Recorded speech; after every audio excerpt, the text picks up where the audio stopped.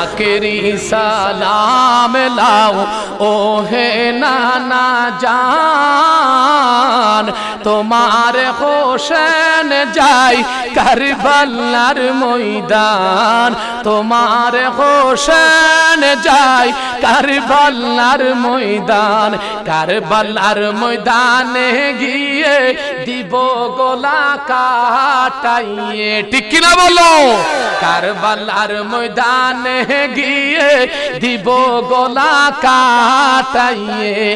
আর না হবে দেখা উহে নানা জান, তোমার হোসেন যাই কারবালার ময়দান, তোমার হোসেন যাই কারবালার ময়দান। এ জিদ জুলুম করিল মদিনাতে না রইতে দিল, সাক্রান্তে সাদিয়া দিল মদিনার মুকাম, তোমার হোসেন যাই কারবালার ময়দান, তোমার হোসেন যাই কারবালার ময়দান। আসসালাতু আসসালামু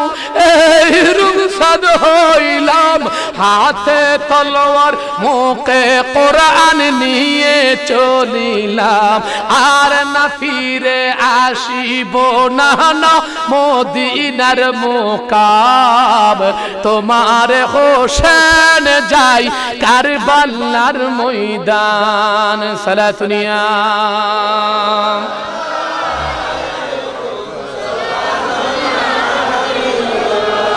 মুসলমান ভাইরা, দুনিয়ার জগতের ভিতরে দিয়ে ৩,০০০ বছর আগে মক্কার মদিনার জমিনে তো আমার নবী ঘোষণা করে, মুনাফিক আছে না নাই? নকমাত আছে না নাই? আল্লাহর কসম, সর্বাই সাদার সৈন্য কুফার ময়দানের ভিতরে সকালবেলা দেখলাম শহাদায়ে কারবালার ওয়াজ, একজন খোদার কসম কোন দুনিয়ার কাফেরের বাচ্চা হুদের বাচ্চা নওয়াজিল ২২,০০০ সৈন্য ব্যাগুন কুফার ময়দানের মধ্যে যেগুন আছিল, ব্যাগুন একমাত্র মুসলমানের সন্তান, ঠিক কিনা? কিন্তু মুসলমান হতে পারে, কিন্তু মুনাফিক গ্রেট মুনাফিক, ঠিক কিনা?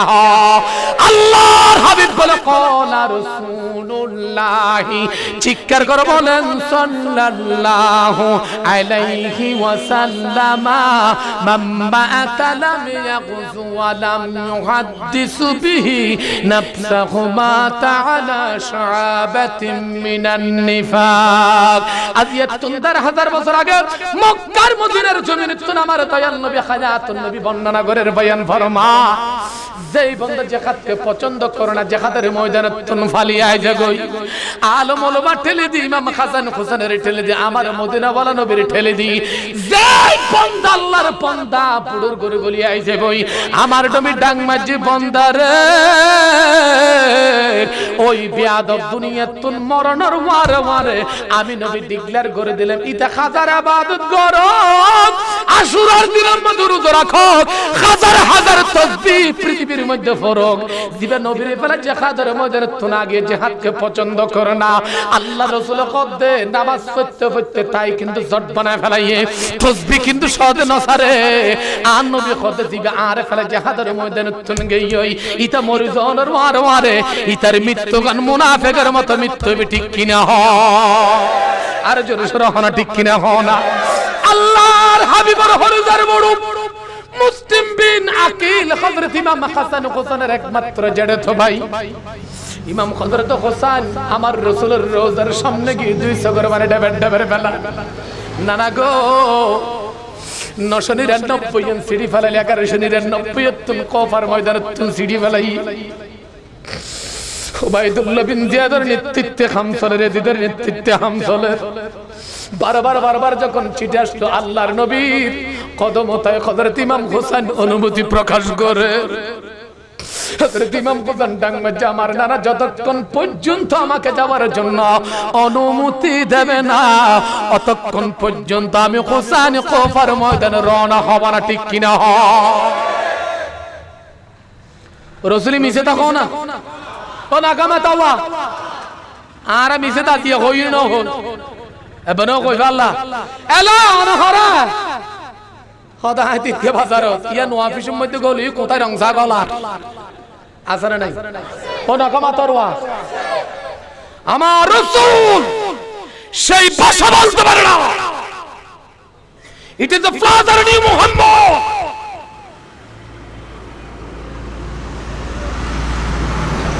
বিশ্ব নবীর নাতি রাসূলের কদমর ডাকদি বই বই অনুমতি প্রকাশ জেবেল্লাই আল্লাহ রাসূল অনুমতি প্রকাশ নগরের হযরত মুসলিম বিন আকিল হঠাৎ করে রওজার ভিতরে ঢুকে গেল সুবহানাল্লাহ কইবেন না ঢুকার পর দেখা যায় হযরত ইমাম হুসাইনের চক্ষু দিয়ে পানি আসতেছে মুসলিম বিন আকিল দেখে ডাক পড়ল ইমাম হুসাইন আমি মুসলিম বিন আকিল থাকতে তোমার চোখে পানি কখনো আমি বরদাস্ত করব না তুমি এই মুহূর্তে অনুমতি দাও কুফার ময়দানের রাস্তা তরিক সড়ক আমি মুসলিম বিন আকিল পরিষ্কার করার জন্য এই মুহূর্তে চলে গেলাম আল্লাহু আকবার হযরত মুসলিম বিন আকিল ইমাম হুসাইনকে ডাক বলল সব সিটি আমাকে দিয়ে দাও লেখা সম্পূর্ণ সিটি লেটার হযরত মুসলিম বিন আকিল হাতের ভিতরে নিল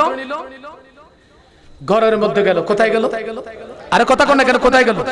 আপনাদের ডিস্টার্ব করছে কষ্ট হচ্ছে আল্লাহ রাসূল বলেছেন দেখো অফিসের মানুষ আল্লাহর কসম সমগ্র পৃথিবীর কবরের মধ্যে আযাব হতে পারে তিনি আলেম হোক ফকিহ হোক কিন্তু আল্লাহর কসম বুখারী শরীফের হাদিস ইমাম হুসাইনের মত যারা পৃথিবীতে যে জমিনের ভিতর রক্ত দিয়েছে তাদের কবরের ভিতরে কিয়ামত পর্যন্ত কোনো আযাব হবে না আল্লাহু আকবার ওয়া ইয়াজার মিন আযাবিল কবর বুখারী শরীফের হাদিস সব কবর আযাব হবে আল্লাহর কসম যারা কোরআনের জন্য ইসলামের জন্য নবীর সুন্নাহর জন্য জান দিয়েছে তাদের কবরে আল্লাহর কসম কোন আযাব হবে না হবে না হবে না ঠিক রাখো বিশ্বাস আইয়ে না এই মৌলের কথা না নবীর কথা মৌলের কথা না 25 মারখা নবীর কথা যদি বিশ্বাস না করলে পারন মারহা এনি ম্যান ফিসিদি বাইরে দিল্লির মধ্যে ঠালা মারিব ঠিক না বেটি ঠিক না বেটি আচ্ছা কোন সাই কোরআন শরীফের আয়াত তো বলেন দে মুসলমানের আপনজন ইহুদি নসরা ও মারো কথা কো দিয়েন না মুনাজাত দিয়েন না মাথা ভরিব শুধুমাত্র আর 20 মিনিট কথা নাকি কম 20 মিনিট মুসলমানের আপনজন কখন ইহুদি নসরা কথা বলেন ইহুদি নসরা ছোট মিক্কান উদাহরণ দিয়ে খনে কি এখন মাইন্ড করিবেন না আই অনুমতি লর হয়তো গাত ফরিতে পারে তোমার হাতে ফরিতে পারে ফেটে তো ফরিতে পারে কিন্তু অজম করা ফরিব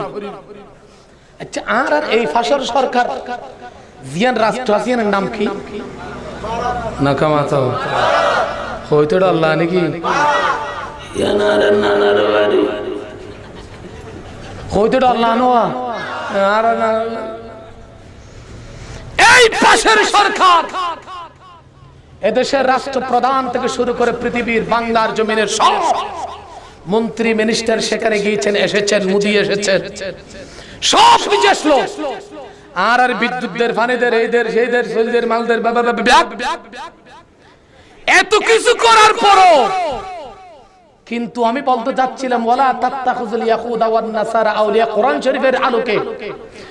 আজ পর্যন্ত ভারতের প্রান্তরে সীমান্ত এখনো পর্যন্ত বাংলাদেশের বাঙালি হত্যা করা শেষ হয় না কথা বলেন কোরআন শরীফের আয়াত দেখো ওয়ালা তাত্তাখিযুল ইয়াহুদা ওয়ান নাসারা আউলিয়া মোদি সরকার এদেশের প্রেম ভালোবাসা থাকতে পারে সরকারের সাথে তাল্লুক থাকতে পারে আজ পর্যন্ত বাংলার মুসলমান হত্যা করা শেষ হয় না ঠিক না বেঠিক কোরআন শরীফের আয়াত ইহুদি নাসারা কোনদিন আপন জন্য ঠিক কি না কথা হন না ঠিক না বেঠিক যদি আপন হইতো এই বর্মাতুন ইন্দুলের পর্যন্ত মারিয়ে দেবে কি ঠিক কি না ইহুদি হলো নসর হলে ইন্দুর মেইফা খাদি খাদি বাসন্দের ভগবানে কি অপরাধ করল মুসলমানের হাড়ি হাড়ি দূরে আর কিল্লা চালে দিল আর এখন তারার বিজাতি ভাই ইন্দুরের পর্যন্ত বর্মাইয়ে এই সুসিনী তার নেতৃত্বে সেনাবাহিনীর প্রধান ব্যাধ হিন্দুকে পর্যন্ত তারা ক্ষমা করে না ঠিক না বেঠিক এটা লাই মাঝে মাঝে গো গাঙ্গাই গাইতের কেন হনো ইতারা কদে হনিবে ফাইটতে যাইবে নি হনো সমাজদের লেফটেন নলকূপ আরদের গোরের সামান